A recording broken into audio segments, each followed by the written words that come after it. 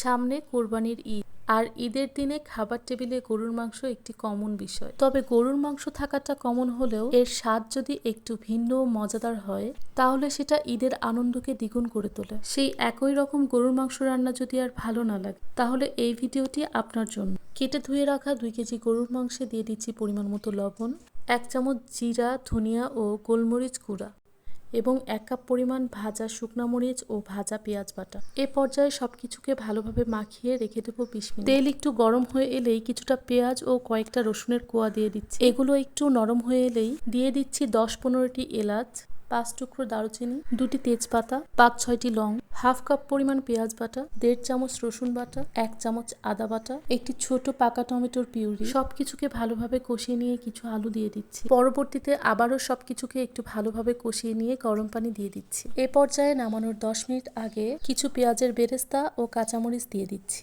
এরপর 10 মিনিট দমে রেখে নামিয়ে গরম গরম পরিবেশন করুন। ভাত, রুটি, পরোটা, খিচুড়ি, পোলাও যেটার সাথেই খান না কেন এর স্বাদ মুখে লেগে থাকবে সারা জীবন। ভিডিওটি দেখার জন্য সবাইকে অসংখ্য ধন্যবাদ।